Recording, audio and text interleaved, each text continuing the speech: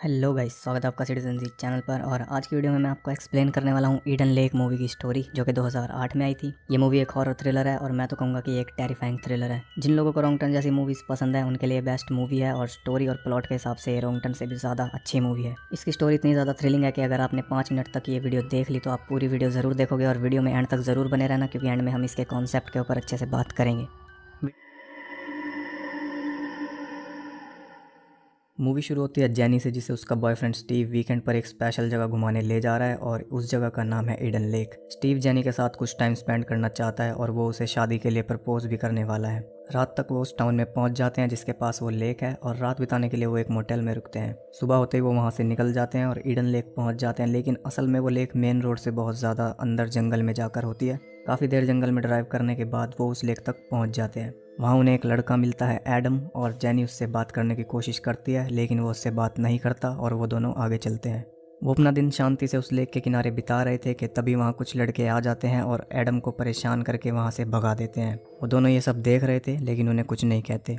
Jenny आंखें बंद करके सोने लगती है, तभी अचानक एक कुत्ता आकर उसके ऊपर भौंकने लगता है और वो डर के मारे घबरा जाती है। वो कुत्ता भी उन्हीं लड़कों का था और वो आवाज़ मार के उसे वापस बुला लेते हैं, लेकिन जैसे ही स्टीव लेक में स्विमिंग करने जाता है वैसे ही वो कुत्ता दोबारा आकर जेनी के ऊपर भौंकने लगता है। और स्टीव को यह सब बिल्कुल भी पसंद नहीं आता और वो उन लड़कों को समझाने जाता है, लेकिन वो उसकी एक बात भी नहीं सुनते और उल्टा उसी का मजाक उड़ाने लगते हैं, और स्टीव उन्हें बिना कुछ कहे चुपचाप वापस आ जाता है। असल में वो 6 बच्चे थे, brat, mark, Cooper, Ricky, Harry और एक लड़की पेज। और किसी की भी उम्र 14 साल से ज़्यादा नहीं थी, लेकिन सब बहुत ही ज़्यादा बिगड़े हुए थे और ब्रैट उन सब का हेड था। जब स्टीव सो रहा था तब वो सारे लड़के जेनी को बहुत ही गंदी नज़रों से देख रहे थे, लेकिन जेनी ये सब स्टीव को नहीं बताती और उन्हें इग्नोर करने की कोशिश करती है। थोड़ी देर बाद वो सब वहाँ से चले जाते हैं, लेकिन जाते जाते भी वो उनका मजाक उड़ाते हुए जाते हैं। शाम को स्टीव वहाँ रात बिताने के लिए टेंट लगाता है और जेनी आग जलाने के लिए लकड़ियाँ इकट्ठा करती है। तभी उसे झाड़ियों में से कुछ सुनाई देता है। वो वहाँ देखती है लेकिन उसे कुछ नज़र नहीं आता।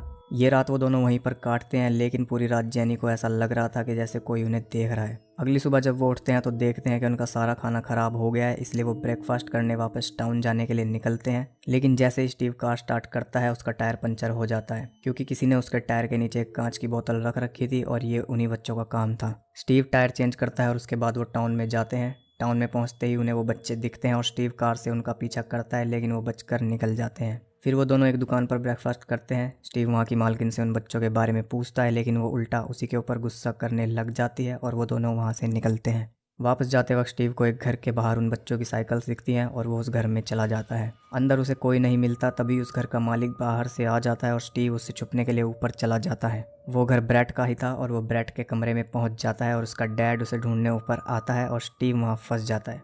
उसके पास कोई रास्ता नहीं बचता, इसलिए वो उसकी खिड़की से बाहर लटक कर नीचे कूद जाता है और जल्दी से कार में बैठकर जेनी को कार भगाने के लिए कहता है और वो वहाँ से निकल जाते हैं।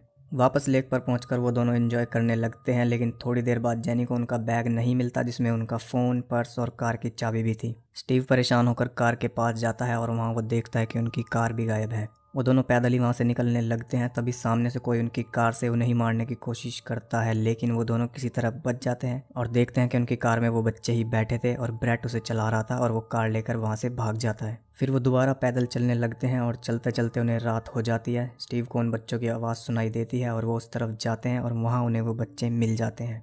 स्टीव उनसे अपनी कार वापस मांगता है, लेकिन ब्रैट कहता है कि कार उन्होंने नहीं ली। वो दोबारा उससे सामान मांगता है, लेकिन वो फिर से मना कर देता है। जेनी स्टीव को वापस चलने के लिए कहती है, लेकिन स्टीव उसकी बात नहीं सुनता। तभी ब्रैट की जेब में स्टीव का फ़ोन बजने लगता है और वो उससे फ़ोन लेने जाता है। तभी ब्रैट उसे पकड़ लेता है और रिकी उसे मारने के लिए चाकू निकाल लेता है और वो सब अपना कुत्ता भी उसके ऊपर छोड़ देते हैं। इस सब छीना झपटी में स्टीव के हाथों से वो चाकू उनके कुत्ते को लग जाता है और वो मौके पर ही मर जाता है। इससे वहाँ हालात और भी ज़्यादा बिगड़ जाते हैं और उन दोनों को वहाँ से भागना पड़ता है। वो दोनों कार की चाबी लेकर वहाँ से भागते हैं और उन्हें कार भी मिल जाती है, लेकिन वो बच्चे उनका पीछा नहीं छोड़ते और वो भी उनके पीछे भागते हैं। जल्दी के चक्कर में कार एक जगह फंस जाती है और वो सब उनकी कार तोड़ने लगते हैं। किसी तरह स्टीव कार को वहाँ से निकालता है, लेकिन सामने का शीशा टूटा होने की वजह से उसे कुछ दिखाई नहीं देता और वो सीधा जाकर एक गिरे हुए पेड़ में ठुक जाता है। जेनी को कोई चोट नहीं आती, लेकिन स्टीव वहाँ बुरी तरह फंस जाता है और वो सब अभी भी उनके पीछे ही थे, इसलिए वो जेनी को मदद लाने के लिए भेजता है। जेनी जैसे ही बाहर निकलती है वो सब वहाँ आ जाते हैं और जेनी वहीं पर छुप जाती है और वो सीधा कार की तरफ बढ़ते हैं। सुबह होते ही जेनी कार के पास जाती है, लेकिन वहाँ स्टीव नहीं होता। लेकिन वहाँ उसे कुछ खून के निशान मिलते हैं और वो उनका पीछा करती है और कुछ ही दूर चलने पर उसे वो सब मिल जाते हैं। वहाँ पर उन्होंने स्टीव की बहुत बुरी हालत कर रखी थी और उसे लोहे की फेंस से बांध रखा था। ब्रैट उसे टॉर्चर कर रहा था। हैरी ब्रैट को रोकता है, लेकिन वो उसे भी मारने की धमकी देता है और उसके हाथ में चाकू देकर स्टीव की बॉडी पर एक गहरा कट मारने के लिए कहता है। जान बचाने के लिए वो वैसा ही करता है और इसके बाद ब्रैट सबको बारी बारी से स्टीव को चाकू मारने के लिए कहता है और पेज इस सबको फ़ोन में रिकॉर्ड करती है। कोई उसके पेट में चाकू मारता है तो कोई उसके मुंह के अंदर ही चाकू चला देता है और ये सब वो सह रहा होता है और उसे देख रही होती है जेनी। जेनी स्टीव को बचाने के लिए अपने फ़ोन के ब्लूटूथ को स्टीव के फ़ोन से कनेक्ट करती है और पुलिस को कॉल मिला देती है, लेकिन ब्रैट को पता चल जाता है और वो सब उसे पकड़ने के लिए उसके पीछे भागते हैं। स्टीव किसी तरह खुद को छुड़ाने की कोशिश करता है और वहाँ से निकल जाता है। जेनी भी उनसे बचकर भाग जाती है। भागते भागते जेनी को एक कैबिन दिखता है और उसके अंदर उसे एक वॉकी टॉकी दिखता है। वो उसे उठाने की पूरी कोशिश करती है, लेकिन जल्दी जल्दी में वो नीचे गिरकर टूट जाता है और तभी वहाँ वो सब आ जाते हैं। जेनी उनसे बचने के लिए छुप जाती है। वो सब जेनी को ढूंढते हैं। तभी ब्रैट के पास रिकी का फ़ोन आता है और वो उसे बताता है कि स्टीव भी भाग चुका है और वो सब उसे ढूंढने के लिए निकलते हैं। इधर स्टीव कार में से फर्स्ट एड निकालने जाता है और जैसे ही वो डिग्गी खोलता है, कार का सिक्योरिटी अलार्म बजने लगता है और उन सबको पता चल जाता है कि वो कहाँ है। स्टीव जान बचाकर वहाँ से भागता है और अचानक उसे जेनी भी मिल जाती है और वो उसे किसी तरह सहारा देकर एक पुराने कैबिन तक लेकर जाती है। वहाँ वो उसे फर्स्ट एड देने की कोशिश करती है, लेकिन उसके कट बहुत गहरे थे और उसका सारा खून बह चुका था और वो धीरे धीरे मर रहा था। वो उसे हौसला देती है कि उसे कुछ नहीं होगा और उसका हाथ स्टीव की जेब पर पड़ता है, जिसमें उसने जेनी को प्रपोज करने के लिए रिंग रख रखी थी, लेकिन वो उसे प्रपोज नहीं कर पाया और अब वो शायद कभी कर भी नहीं पाएगा। ब्रैट उन सब के साथ वहाँ आ जाता है और उस कैबिन में घुस जाता है, लेकिन वहाँ उन्हें कोई नहीं मिलता क्योंकि जेनी स्टीव को लेकर कैबिन के नीचे पानी में छुपी हुई थी और स्टीव वहाँ बेहोश हो जाता है, लेकिन वो किसी तरह उसे संभाल कर रखती है और उनके जाने के बाद उसे बाहर निकाल कर किनारे पर लेटा देती है। स्टीव के अंदर अब मुश्किल से ही सांसें बची थी और अगर उसे मदद ना मिली तो वो मर जाएगा, इसलिए जेनी उसे वहाँ छुपा कर खुद मदद लेने जाती है। जेनी को वहाँ बिजली के टावर दिखते हैं और वो उन्हीं को फॉलो करते हुए भागती है और भागते भागते उसका पैर एक नुकीले लोहे के टुकड़े पर पड़ जाता है और वो उसके पैर के आर पार हो जाता है, जिससे उसे बहुत ज़्यादा दर्द होता है और उसकी चीख निकल जाती है, जिसे ब्रैट सुन लेता है और उसकी तरफ ही बढ़ने लगता है। जेनी किसी तरह खुद को संभाल कर छुप जाती है और अपने पैर में से उस टुकड़े को निकालने की कोशिश करती है, लेकिन वो खींचने से नहीं निकल रहा था, इसलिए वो उसे पूरी तरह आर पार करके निकालती है और रेंग रेंग कर आगे बढ़ती है। तभी वहाँ एडम आ जाता है और वो उससे बाहर जाने का रास्ता पूछती है और वो उसे लेकर चलता है।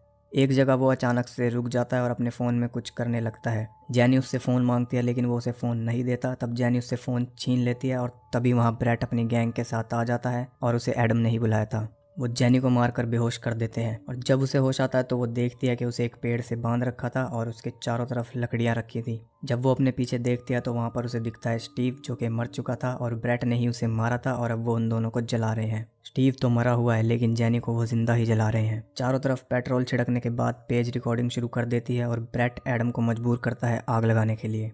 एडम माचिस जलाकर स्टीव के ऊपर फेंक देता है और जेनी उसे जलता हुआ देखती है।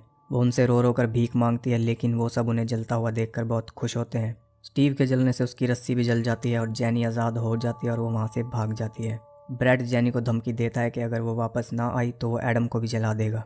ये सुनकर जेनी रुक जाती है, लेकिन इतनी ही देर में वो एडम को भी जिंदा जला देता है और जेनी वहाँ से भाग जाती है। इसके बाद जेनी उस जंगल के बीच में पहुंच जाती है जहां उस जंगल का मैप था और वो कांच तोड़कर उस मैप को निकाल लेती है। तभी उसे ब्रैट की आवाज़ आती है और वहां एक डस्टबिन था और वो उसमें छुप जाती है। उस डस्टबिन में से भयानक बदबू आ रही थी क्योंकि उसमें पता नहीं कितने महीनों पुराना कचरा पड़ा था, लेकिन उसे जान बचानी थी, इसलिए वो उसमें छुप कर बैठी रहती है। और उनके जाने के बाद बाहर निकलकर उसने अपने कपड़ों का एक टुकड़ा फाड़ कर उसमें एक कांच का टुकड़ा लपेट लिया, जिससे वो एक हथियार बन गया। वो अपनी हालत शीशे में देख रही थी, तभी वहाँ कूपर आ जाता है और वो बिना कुछ सोचे समझे उस कांच के टुकड़े को उसकी गर्दन में घुसा देती है और वो तड़प तड़प कर मर जाता है। उसकी मौत का जेनी को भी बहुत पछतावा होता है क्योंकि वो उनमें सबसे अच्छा लड़का था। देखते ही देखते रात हो जाती है और उन्हें कूपर की लाश मिल जाती है। उसका हाल देखकर हैरी डर जाता है और घर जाने लगता है, लेकिन ब्रैट उसे मना करता है। जब वो उसकी बात नहीं सुनता तो वो उसे बुरी तरह मारने लगता है और उसे इतना मारता है कि वो भी मर जाता है और ये सब देखकर पेज भी वहाँ से भाग जाती है। इधर जेनी किसी तरह उस जंगल की बाउंड्री तक पहुँच जाती है और वहाँ से बाहर निकल जाती है। बाहर निकलते उसे एक कार दिखती है और वो उससे मदद मांगती है।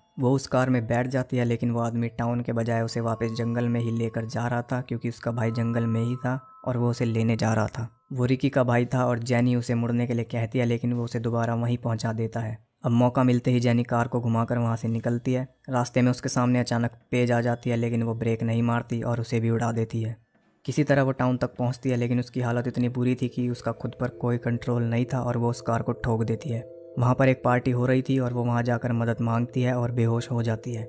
जब उसे होश आता है तो वो खुद को कई सारे लोगों के बीच घिरा पाती है और वो देखती है कि वो ब्रैट के घर में ही है। और तभी ब्रैट अपनी माँ के पास फ़ोन करता है और उसे बताता है कि एक लड़की ने उसके दोस्तों को मार दिया है और वो भाग गई है।